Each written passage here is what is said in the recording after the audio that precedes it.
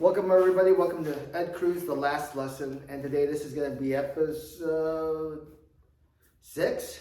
So over the last couple of years I've been explaining the process of the functionality of what the arm is doing. Yes, there's 3 different structures that you're working with. You're working with basically the legs, the body, and the arm.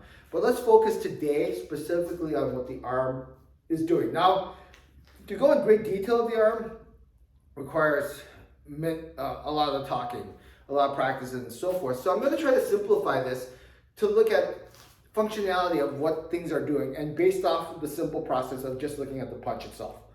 Okay, so I've always said that the punch in itself is the mother motion of all techniques. If you know the punch, then everything else falls into place. So what you got to do is actually develop the punch, and by developing the punch, just kind of the springboard as far as purpose to the punch, you're learning the punch for basically 2 things.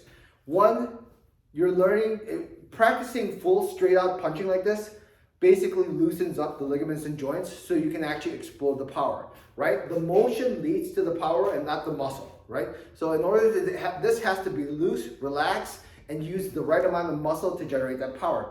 2, once you can actually loosen this, then by learning the actual motion, you're going to have to actually release the power, okay? That's in itself is required work and practice and so forth. So not to go over every aspect and every detail of the punch because it can be confusing. I want to talk specifically as far as functionality of the arm. So when we shoot out the punch, right? Shoot out the punch 2, right?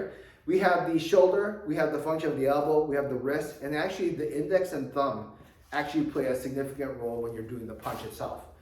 So think of it as this way, just like a construction line, each one has to do its particular job in order for it to function. And without having each one in place, if it does, imagine it takes whatever, let's say 10 seconds, you're trying to put the car together. You have 4 separate categories. Each one has their particular job to do. If one by chance doesn't do what it's supposed to do, if it takes normally 10 seconds to produce that particular car, it takes maybe 12 seconds and so forth. Or if maybe 2 of 3 aren't working properly, or 2 of 4 aren't working properly. Every component has to work properly in order to get the end result. If the motion is correct, then you'll properly release the power and your arm will automatically relax. That's the end goal when doing the motion correctly. So what's the functionality of the shoulder, right? So when you look at the shoulder, think of the shoulder as simply a rotation. The rotation of the shoulder is key because when the shoulder rotates, right, it's still connected to the overall body. If I per se punch and the shoulder is already up like this, that means this arm is totally abandoned on its own. Arm is arm, and even if you have the best stance along with this arm being raised up from the shoulder aspect, that means there's no way you can actually use and benefit the stance from what you're actually doing. So when you look at the punch, right, this arm, notice, look at my shoulder when I do this.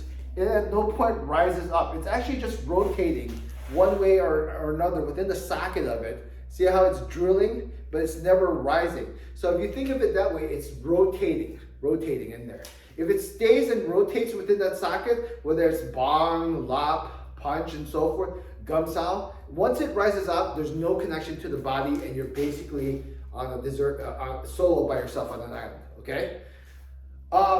The next thing you're gonna look at from the shoulder, so that's why you have to learn basically that function of the shoulder, rotating, and we call that the stretch. Notice when the punch happens, I call this S1, because it's basically, this is a punch like this, but look at my punch. See how it's stretching. Now, in the beginning, you may not be able to control this, so you might be forcing it and using more muscle, but it's just a natural stretch. If you practice it enough, you actually have that natural stretch from that, okay? So rotating and stretching.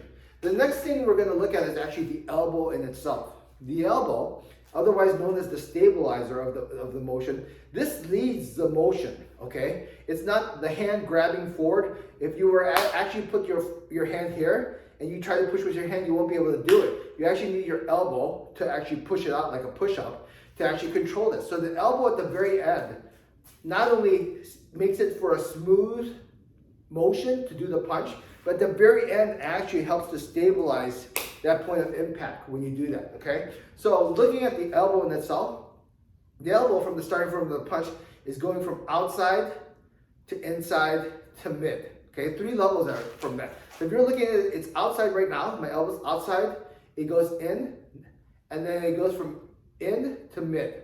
See how we're going 1, 2, 3. It's not going 1 and then pushing in. It's from here, outside to inside to mid.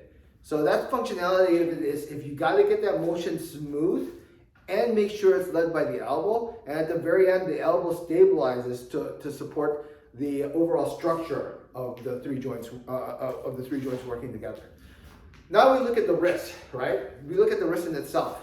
And the wrist is like a lot of times misinterpreted as far as people going like this and emphasizing the wrist. When in fact, the wrist has just like a little turn, and the wrist actually deals with alignment and basically straightening it, okay? Oh, I'm sorry, I totally forgot. I'm giving this label so you can easier for remember. The shoulder shoots. I'm sorry, shoulder stretches, stretch. The elbow sinks, right? Stretch, sinks. And the wrist basically from this point straightens. What that means by straighten is a lot of times people do like this with a punch. They try to emphasize this motion with a punch. But in reality, when the punch is here, notice my wrist still has a turning motion, but it actually straightens and aligns this process together. So from here, you see the rotation and the stretch, right, of the elbow. Here, you see the motion of the of the shoulder. And here you see the motion of the elbow going from outside to inside to mid. And then it stabilizes. It stabilizes and secures this position. Then you see the wrist, making sure that this alignment to release is straightened, right? You straighten the third S and also aligned, right? Because the wrist actually has a natural turn. See how it turns? You don't just punch here and then the fist stays in place. The wrist has a component of a turn and drilling motion within it. Okay, so you have stretch, you have the sink, you have the straighten, and the last important one is this, actually index finger and thumb. The index finger and thumb actually helps to support the overall structure too. But you can see this shoots. Without this having the right tension when you do the punch, this will not support the hand overall when you do the punch correctly.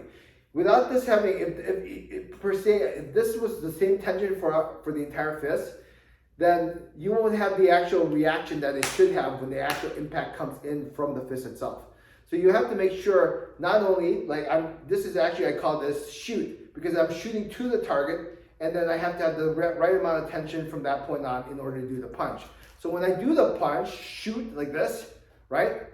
You are stretching the shoulder, sinking the elbow, straightening the wrist, and shooting the index and thumb to get to the target. All of which is happening at the same time. Do not misinterpret this as first I stretch all the way, I sink second, I straighten third, and I shoot fourth. No, this is all in the process of doing the overall motion. So when you look at the motion, it shoots out, it looks very smooth, very straight, and you want to be at the point where you're actually securing the overall hand structure itself so you could release the power. Okay? So in essence, yeah, there's more detail into that, but remember, don't put muscle into it. You don't need to tense up to do the muscle, to do the punch correctly. Just nice and smooth. See, I'm just doing the motion smooth, but if the motion's so defined, it actually looks so clean, right? The motion looks so clean when I'm doing the punches. And I'm not actually putting any power into it other than just doing the motion in itself, okay? So just remember that's our tip, the S4s, right? Stretch the shoulder, right? Stretch the shoulder is rotating to connect it to the body. Sink the elbow is sinking, that process is sinking the elbow, right? But also controlling the path of outside, inside, mid. The wrist itself, straighten. Has to straighten to make sure the flow is constantly going and you can the wrist is actually aligned, right? If you ever hit an object and it feels tight at your wrist, that means the power wasn't released. You should not feel anything. When you hit, everything goes out. If you feel it here, usually a lot of times this hasn't released and the power actually is contained in the wrist and you get kickback from that.